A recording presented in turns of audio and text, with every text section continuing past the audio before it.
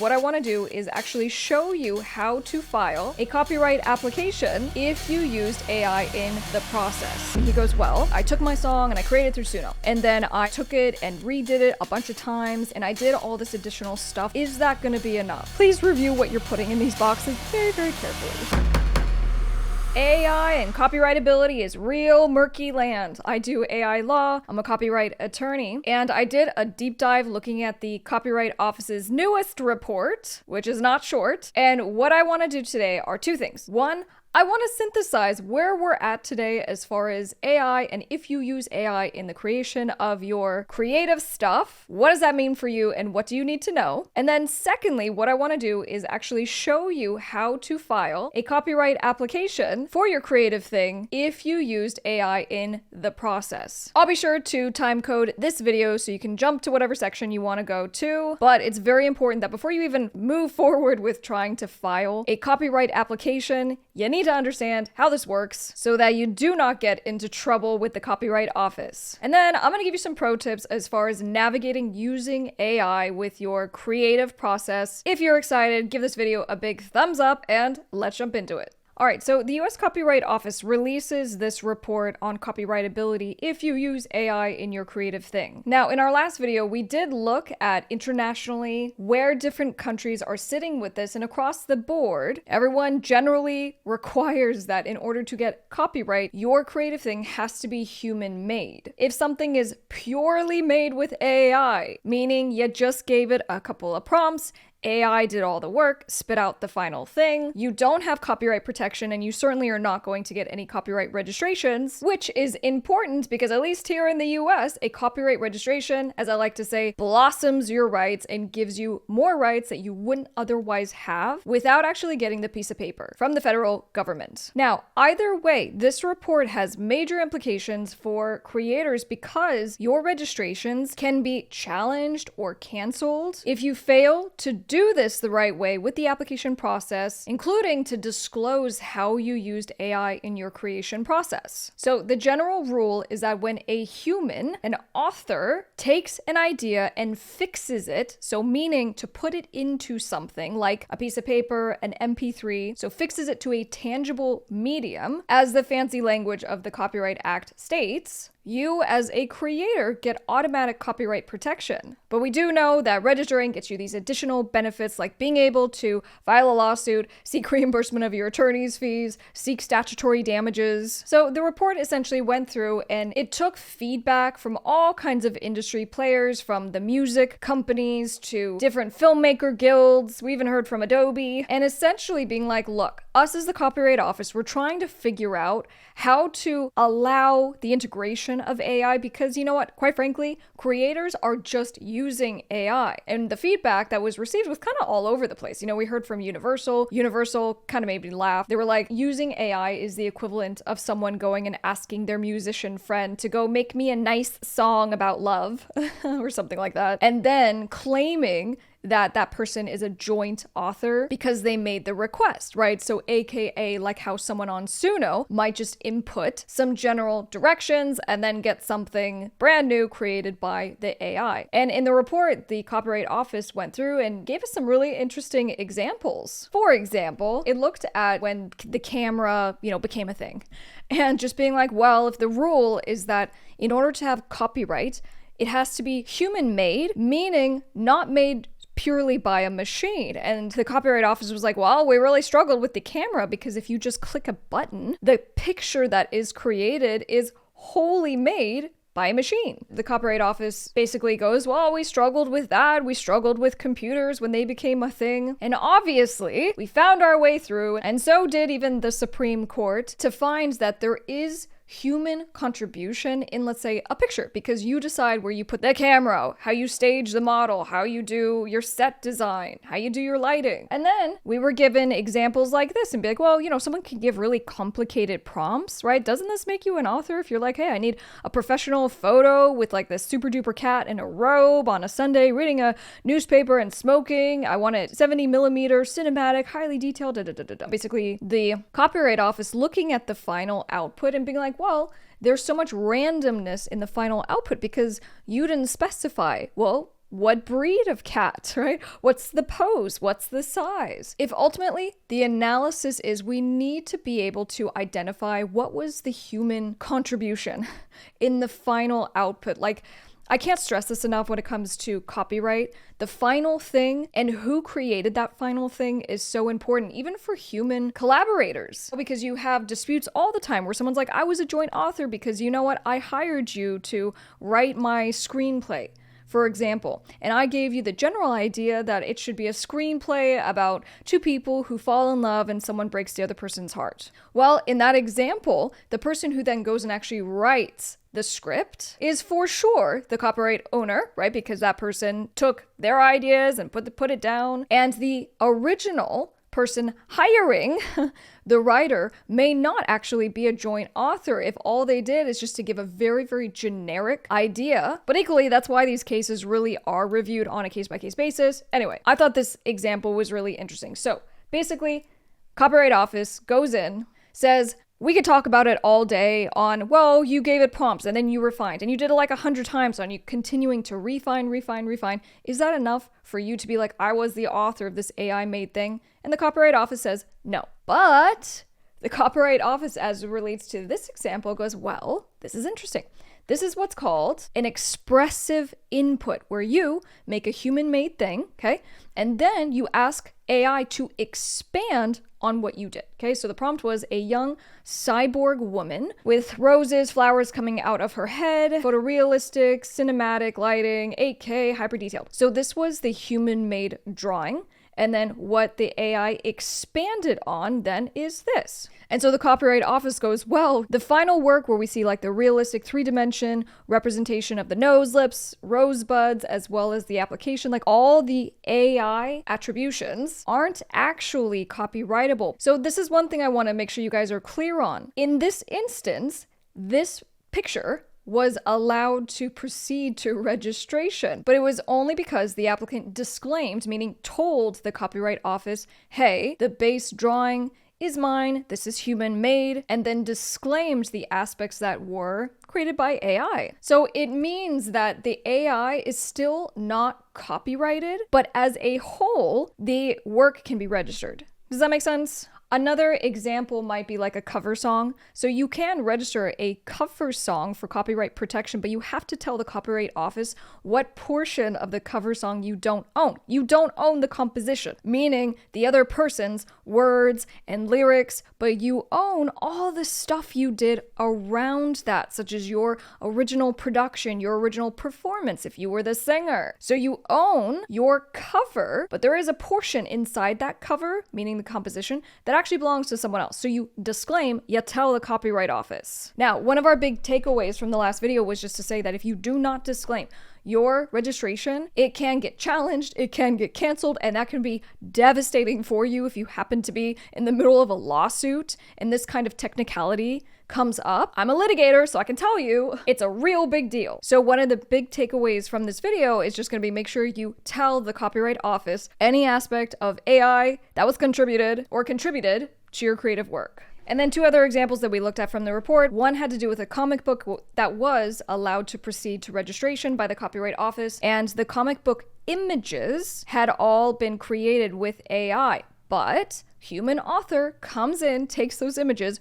rearranges it, right? Puts it into a proprietary, order, a new creative thing. And so still, the AI images themselves are not copyright protected, but as included within the comic book itself can proceed to registration. And then another one had to do with a producer who had used AI as a tool to help with a voice recording on a sound recording. So meaning the song was able to actually proceed to registration even though AI had been used because it had been used as a tool. All right, so in summary, purely AI generated works, they're not copyrightable, period. And that's not just here in the US, that's in a whole lot of other countries, which we discussed in the last video. 2, human authorship must be perceptible in the final work. So meaning like with the drawing and the roses coming out of the lady's head, the human authorship element of that is that the baseline drawing is perceptible in what we see in the final work. So meaning, aka, that helps in whether your AI created thing can be registered. So although prompting AI alone doesn't get you there, and even prompting AI and revising AI in most instances doesn't get you there, if you can use an expressive input, meaning if you can put something that is your original creation into as part of the AI, that should be able to get you there. Selecting AI generated outputs. So this was authorship by adoption. So meaning like if you get the AI to give you 10 different examples and then you just pick one. So you're like, I adopted it. So that's me being like an author. Nope, that's not going to get you there either. If you significantly modify the AI in some kind of way, like with the comic book example, in some instances that will be enough. And I saw someone comment on the last video, right? And he goes, well, I took my song and I created it through Suno.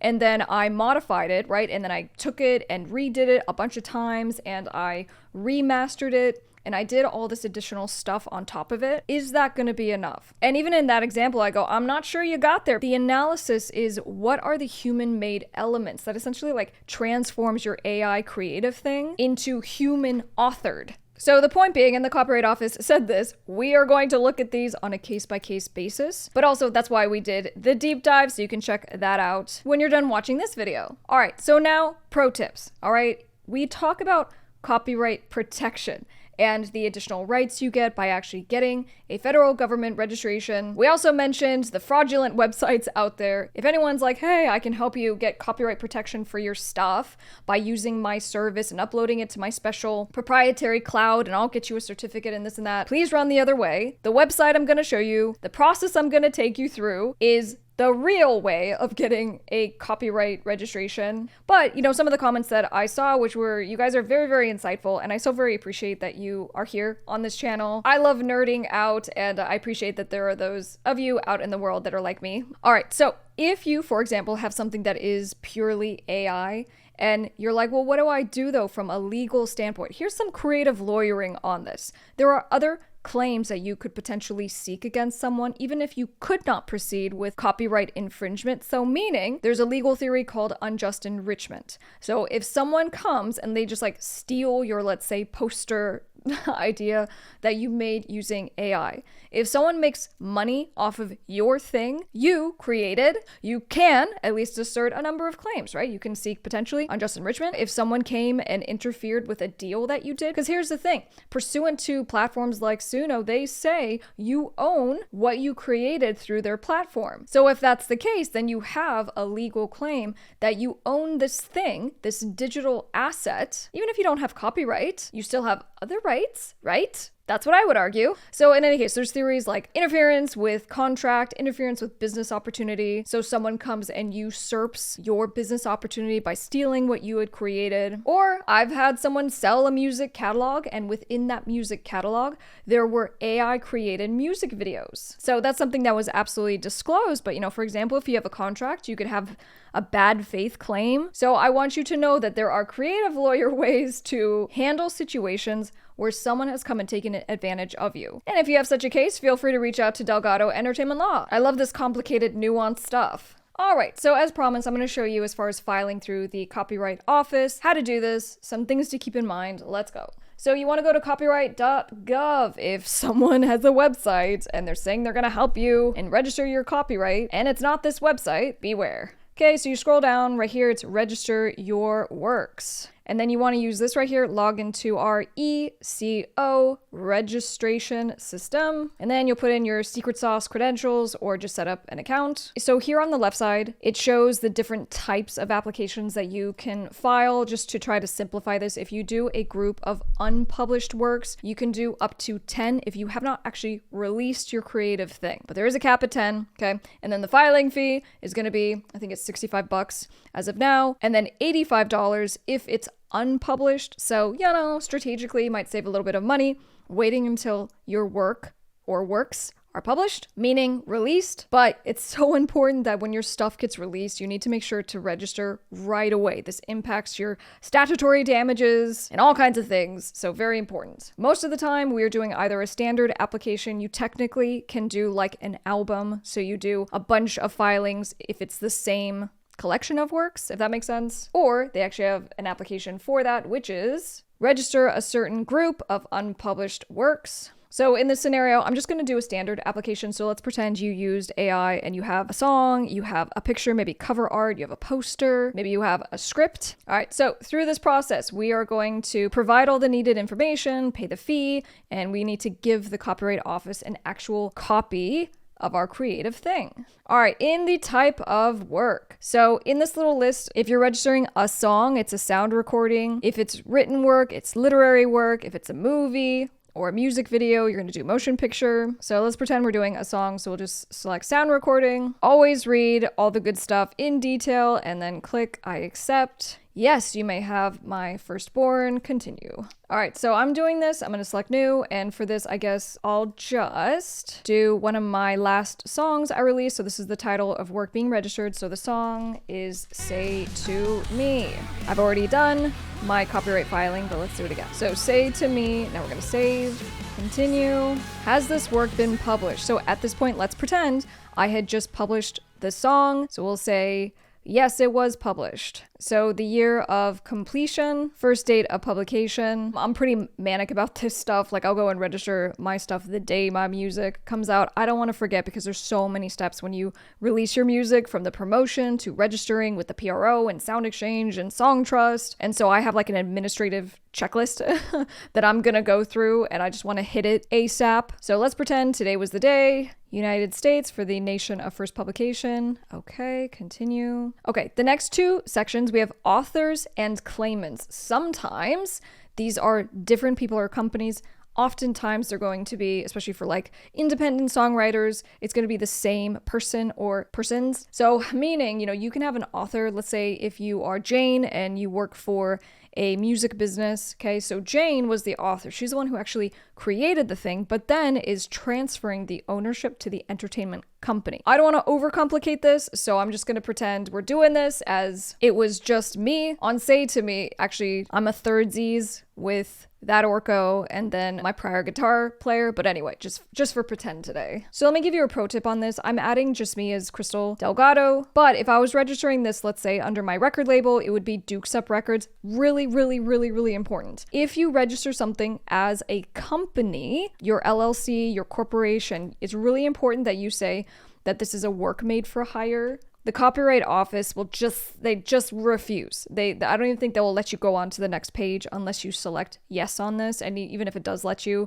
it will create problems for you later on. So click work made for hire. But that's not what we're doing here. Citizenship and domicile. Save. So we're going to select sound recording. Let me just give you a little pro tip here. If you go, well, what about my lyrics? What about the composition, right? That's embodied in the sound recording, which is like, as Chance the Rapper likes to put it, the idea of the song, right? Your chords and, your lyrics and stuff. Those elements are contained within the final recording. So meaning if someone comes and steals your lyrics, when you have the registration for the song, we can still take that piece of paper to go and sue someone and saying, you stole the lyrics, because the lyrics, the composition, the instrumental, everything is contained in that sound recording. So we're saying, I'm going to claim the entire thing. Okay, so it added me as the sole author. Continue. All right, so now the claimants. This is, in fact, going to be the same, but it may be different. This is just subject to whatever agreement you have. If there was anyone else involved, I'll plug in my address and such and move on to the next thing. All right, so we'll have Pretend Streets, which is located in the city of Moon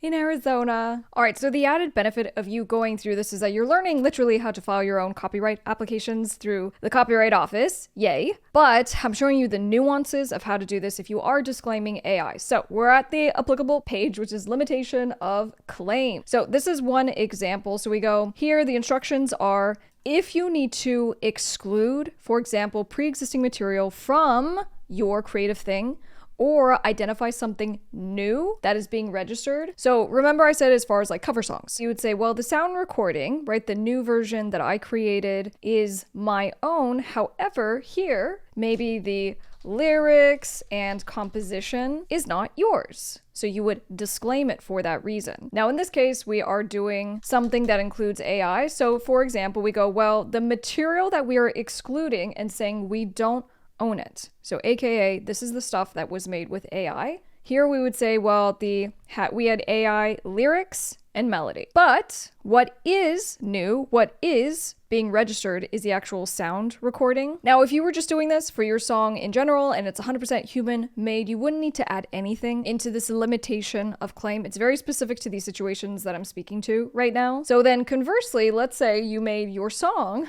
entirely, right? Or almost entirely, made your entire instrumental bed using AI. So then you would go in what's excluded, you go, the AI thing is, let's say, well, no, and that's, I guess if it's the instrumental, you could say the AI instrumental, and you could go, what is new here would be the lyrics, melody, performance, right? So you just kind of write out all the things that are new on top of your AI instrumental. But in this example, what we're going to be doing is just saying we used AI to help us with the lyrics and melody, but we own the entire song. So that's where we're going to put. All right, this is also an optional page, right? So it gets a little easier with filing these applications if you are 100% owner of your human-made creative thing. But for the rights and permissions, this is what is going to be listed publicly. If you think someone may ever want to get into touch with you in regards to licensing your creative work, right, purchasing your creative work from you, this is what's going to be publicly listed. I always put my contact information on this. I should say my company's contact information. We'll pretend for this I don't care, so I'm not going to put anything in for now, but otherwise, I don't know. I normally do and would recommend you do it as well. All right, correspondence.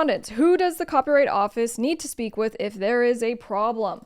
Guys, if you put in the wrong email address and the Copyright Office emails you and you don't respond to the email because you had a typo in your address, that is literally your fault pursuant to the compendium of the Copyright Office, meaning the rules book. They go, even if it really was like an innocent mistake, if you don't get our email and you don't respond timely, then we're going to close your case, you lose your fee. And I've had this happen where someone did not know that the Copyright Office was trying to get into contact with them. They had had a typo in the address, unfortunately, and it was a huge deal because you need to have the registration before someone violates your copyright in order to seek things like statutory damages up to $150,000 per willful infringement. AKA, please review what you're putting in these boxes very, very carefully. Okay, so I'm just going to plug in this information. We have Pretend Street, right? All right, where do you want us to mail the certificate to? So put in the address for that. Do you have any special handling instructions? We had a situation where the client has a copyright infringement issue and didn't have the registrations, and we need the certificates before we can file the lawsuit, so we're expediting all of his copyright registrations. There is a very, very hefty fee. If I remember correctly, it's like $800 to do this on an expedited basis. So again, all the more reason to just file as you are releasing your creative stuff, all right? We don't have any special handling instructions. This is where you would put the expedite request. And then you certify this is the truth and nothing but the truth. And then you're going to review your submission. So it'll give you a nice summary capturing everything.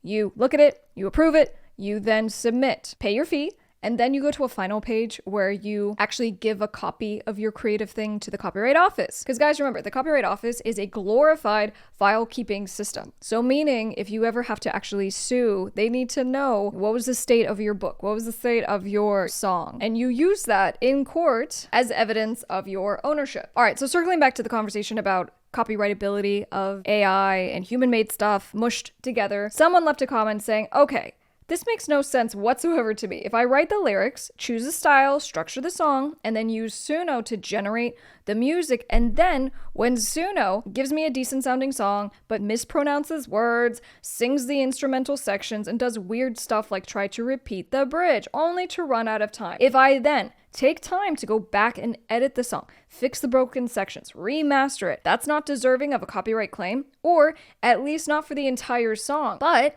if someone takes a picture or a video on their phone that shows a murder suspect in the background, they own that entire photo or video and can sell it to the news agencies without issue. I read that initially, I'm like, a murder suspect? What? I understand what you're saying. So that's why I wanted to draw out in the beginning of this video talking about how there are different ways to protect your creative thing, even if copyright technically won't extend to protecting the AI separately. If you found this video helpful, don't forget to subscribe. I'll see you on the next one. I'm Top Music Attorney.